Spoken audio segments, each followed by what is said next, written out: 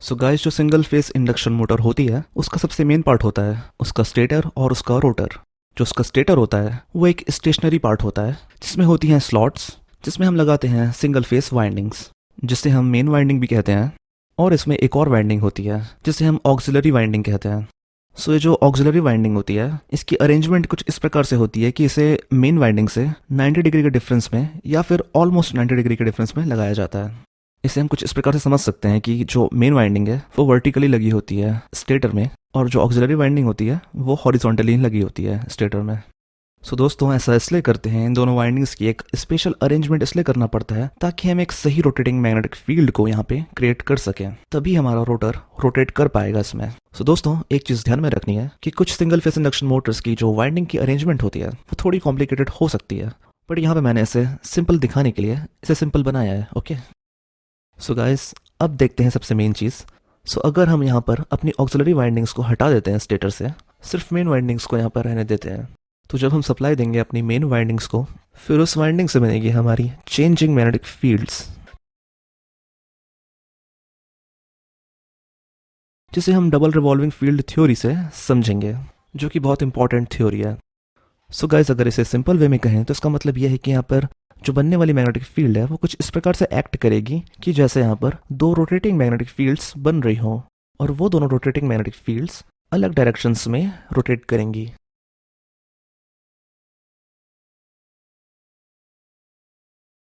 सो दोस्तों, अगर हम यहाँ पर अपने स्क्वायरल केज रोटर को रखते हैं तो ऑब्वियस सी बात है कि रोटर में दोनों अलग डायरेक्शंस में टॉर्क लगेगा, जिस वजह से रोटर किसी भी एक पर्टिकुलर डायरेक्शन में रोटेट नहीं कर पाएगी, बिकॉज ये दोनों अपोजिट डायरेक्शन में लग रहे टॉर्क एक दूसरे को अपोज करेंगे और कैंसिल कर देंगे, जिस वजह से रोटर एक ही पोजीशन में रहकर बज करेगी या फिर वाइब्रेट करेगी, वो रोटेट नहीं कर पाएगी।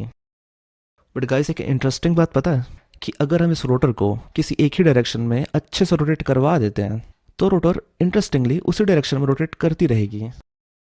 ऐसा इसलिए होता है क्योंकि हमने इसे जो टॉर्क दिया है अच्छे से, और मैग्नेटिक फील्ड से बनने वाला टॉर्क जो कि उस डायरेक्शन में लग रहा था पहले से, दोनों ही ऐड हो जाते हैं, जो कि अपोजिट डायरेक्शन में लग रहे टॉर्क से ज़्यादा होता है।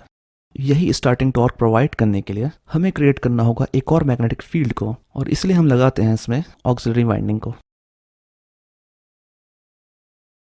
सो अब ये जो ऑक्सिलरी वाइंडिंग होती है ये हमारी मेन वाइंडिंग के साथ पैरेलल में कनेक्ट होती है, as you can see in the diagram.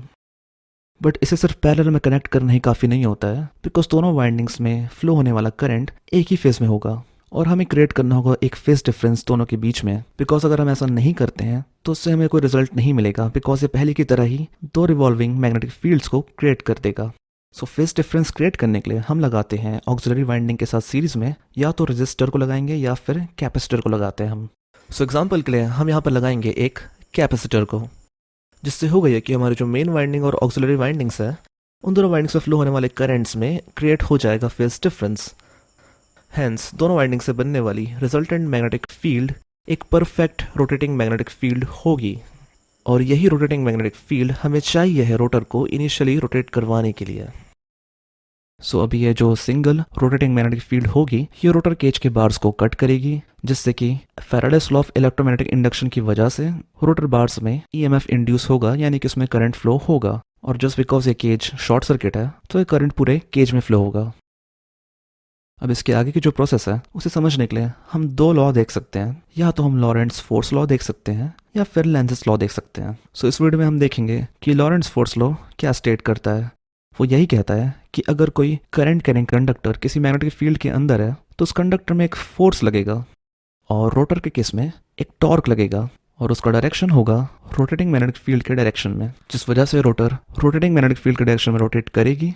तो रोटेट करते करते जब रोटर 75% की स्पीड पकड़ लेगी अपने आरएमएफ की स्पीड के, तब होता यह है कि इस ऑक्सिलरी वाइंडिंग में सीरीज में एक सेंट्रीफ्यूगल स्विच लगा होता है, वो ओपन हो जाता है, बिकॉज अब हमें ऑक्सिलरी वाइंडिंग की ज़रूरत नहीं है। जैसा कि हमने पहले देखा था कि रोटर को सिर्फ एक पुश चाहिए होता है एक पर्टिकुलर डायरेक्शन में। सो अब without auxiliary winding rotor main winding से बनने वाले चेंजिंग मैग्नेटिक फील्ड की वजह से रोटेट कर पाएगी। सो गाइस, ये था सिंगल फेस इंडक्शन मोटर का वर्किंग, और इस मोटर को स्टार्ट करने के लिए वेरियस मेथड्स यूज़ किए जाते हैं, जिसे हम नेक्स्ट वीडियो में देख सकते हैं। और अगर वीडियो अच्छा लगा हो तो गाइस प्लीज़ लाइक कर देना and comment below to let me know what you think about this video. और इस तरह से इलेक्ट्रिकल से रिलेटेड वीडियोस देखने के लिए you can subscribe to my channel and thanks for watching. See you, bye.